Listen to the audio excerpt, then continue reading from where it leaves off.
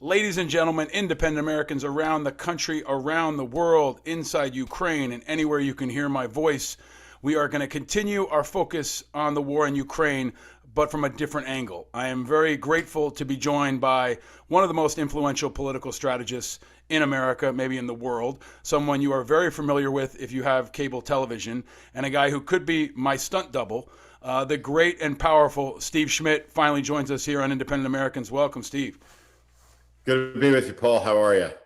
I'm good, man. I'm good. I'm excited to chop it up with you. I've been hoping I could get you on the show for a long time because of how many things we focus on that I think overlaps in your work. We're recording this on 420, so I'll wish you a happy 420. It's a political issue that I'd love to talk about Got too it. that we've covered on the show. Um, but before I get to that, before we get to Ukraine, before we get to independent politics, I'd love to talk about Evan McMullen, who's joined us and is going to join us again, I think, next episode. A question I ask of everybody: where are you, Steve, and how are you? I'm good. I'm good. I am talking to you today from Toronto, Canada. And things are good up here, north of the border. And the the world is in a moment of change, right? We're at a hinge of history, and we're seeing that play out in a pretty profound way. Being in Toronto, you're a guy who understands kind of the retail politics and the grassroots politics. How different does it feel in Toronto versus being in Utah or somewhere else in the States right now with the war unfolding? No, I mean, look, being in Utah, right? Like, I mean, there's COVID's been over in Utah for 2 years, right? At Yeah, least, yeah, right? yeah. Different deal up in Canada and California, and look, I think that this is important to understand. I think that as we come to the end of government mandates and such on COVID, I have a point of view that COVID has exposed the hypocrisy of America's elites like no issue since Prohibition. Um, and so everybody kind of looks to where the skirmish line is, right? Where's the fight line in American politics, right? Is it an ideological line, right? Is it a vertical line through the midfield? Is it the 50? Certainly, during my time, running presidential campaigns, you go back to the Bush Kerry race, that period of time. I mean, we debated very hyperbolically, right, between the difference, I guess, between a just and an unjust society was, the delta between the Democratic top preferred marginal tax rate of 39% and the Republican preferred rate of 35%, right? I don't think that's the line that defines American politics anymore. And I think the line that defines it is, the horizontal one. It's an over under line, and the great dividing line in American life is who's got a college degree and who's got a high school diploma, right? And that line sets a pain line, right? You're a welder, you're a lineman, you work in construction, you're going to get injured. There's only really one way to, I think, as a white collar worker to get injured. I managed to do it, right? You can fly 350,000 miles a year for a decade and wind up in a back surgery. Hmm. Um, but the pain line, the risk line, I mean, I have a lot of people who, they bought RVs and went to national parks and Zoom worked for 2 years, right? They're in Hawaii, they're in wherever. If you had to go to the hospital, you had to go to the firehouse, right? You didn't stop delivering services. You didn't stop taking risk. So we have a totally different risk assessment in the society. And then you have a prosperity line, right? You have 40% of the country doesn't have $400 cash available. And I think more than anything else, that's what's driving this moment. And I think like a lot of the coverage of that moment that exists in the Acela corridor between the Lincoln Tunnel and Washington D.C. Might as well be observing politics from the backside of the lunar base. Right, right. For how connected it is to how people in the country actually are living their lives. I want to pull that apart because I'm kind of framing up this moment as maybe we're on the verge of a world war, maybe we're already in a world war, but there's definitely a political world war happening, and definitely an extensive, ongoing, protracted political war here in America that you've been highlighting, that I've been covering. But I want to stay focused on this point you're making, because I think it's one that resonates, especially with independents. If you're rich, you had a pretty good pandemic, right? Like, we know lots of people who are rich who had a great pandemic, right? Or especially if you don't have kids, if you're in a certain political status or financial status. But then there's kind of the rest of the country, and we're having this conversation as the mask mandates come down on planes and becomes a dividing point again. I really want to get to Ukraine, because I'm not sure, and I want to probe with you how much national security might finally matter in a midterm and a presidential. But staying on this war around COVID, is there anything that's hurt the Democrats more with independence? Because I know we've got defund the police, you've got other issues like that, the scaremongering around socialism and the Tucker Carlsons of the world. But I feel like the fight over COVID has driven moderate people away from Democrats. Is that your read as well? And if not, how would you evaluate the impact going into the midterms for the Democrats? For sure, right? I mean, so like you have a couple of things, right? Is that there's been three occasions in the last 122 years where the incumbent president's parties picked up seats in the first midterm. Last time it happened was 20 years ago, in the '02 race, and I worked at the congressional committee when we did that, right? And it was after 9/11. It was a national security election, and before that, it happened in 1934 and 1902. Then it's a redistricting year, right? So, right, that puts additional headwinds onto it. And then you look and you have this discussion, right? So what do we do, right? If you're Democrats and you want to win, people are like, well, we just got to tell more of the story. People will be grateful for the things we've passed. When people learn more about the things we've passed, they're going to say thank you. They're going to have gratitude. And I think it really misses the moment, because the country's not in the mood to say thank you to its politicians. It's in the mood to say fuck you to its politicians.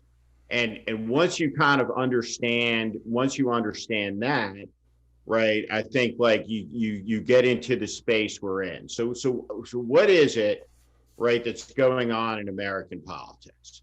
Well, so you have a couple different types of candidates, right? Let's look at the J.D. Vance in Ohio is a great one. Mandel, who's running against them. Let's say one of those two is the nominee. What those guys want to do, right, is they want to go to Washington, hook up with Josh Hawley and Ted Cruz, right? And they basically want to fuck half the country, right? They want to punish half the country they don't like politically. We're going to do things to antagonize them, to demean them, to do anything we can to hurt them, right? Now, voters, right, look at all of this, right? And what they're voting for, they're not voting for change, right? They're not voting for hope, right? What they're voting for is to balance risk, right? So in 2018, after 2 years in Trump, you had millions of Republican voters, right, joined in a coalition of independents and Democrats, gave Nancy Pelosi the speakership, right? I voted a straight Democratic line, right? Probably, if you want to make a generalization, right, this is Republican suburban women, right? That said, nope, we're going to put a check on this guy. That coalition held together for 2 years, right? Fell apart below Joe Biden, held for Joe Biden, who wins the presidency by 45,000 votes across 3 states. And now it's completely fallen apart. You have inflation at 10% in Utah. You have it at 8% nationally. National Democrats, well, it's not an issue. Don't worry about it, right? This isn't relevant to your lives.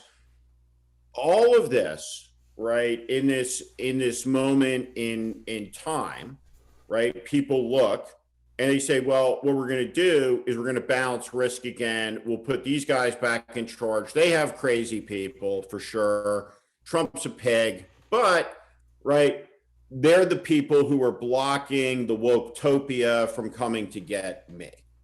And so right? It's the balance of risk and it's constant hedge. That's what's driving our politics. And nobody, with a few exceptions, Tim Ryan in Ohio is one of them, right, is communicating through an American prism, right? Right. What's the aperture? Well, what we share in common is Americanism. We're American citizens. I'm not going to talk to you like we're in a civil war. I'm not running to punish anybody. I'm running because I want to make the country peaceful, prosperous, and to do it for our kids and grandkids, which is what the work is supposed to be, and what has gone so badly and profoundly off the rails in the country. And it's a test, right? Like if Ryan can win and be a pragmatic, common sense Democrat, then it's kind of a proof point, right? In that he's, somebody that's more moderate, someone that's trying to be a different kind of Democrat. Or it's another case study in how a moderate Democrat loses because he doesn't really hit hard enough or represent the base that wants my fighter against your fighter in the ring, right? The J.D. Vance versus the AOC as the politics have devolved around that, right? So I guess I want to pull it back and ask you, as we kind of look through it through the prism of independence, right? You're classified as unaffiliated or independent now? You were Republican? I registered. Right, I registered as a Democrat, like a year and a half ago. But can I ask you that on that one, because this is a question we've probed a lot, right? There are a lot of folks that are Democrat by default, and then there are folks like me that are unaffiliated, saying none of the above, right? And why did you choose to become a Democrat and not stay unaffiliated? I know in places like in New York City, you can't even vote in primaries. We don't have open primaries. So there's sometimes a practical application if folks say, I want to have a voice in the primaries. But what's your rationale? And strategically, and I want to go back to Ukraine and other issues, for other independents that are listening, that maybe watch you on MSNBC or listen to this show, what would you advise them to do as a political strategist to have the most impact, whether they're in a purple state or a red and blue state, as unaffiliated, people who have not chosen a party? So why are you a Democrat, and what would you advise other people to do? Okay, so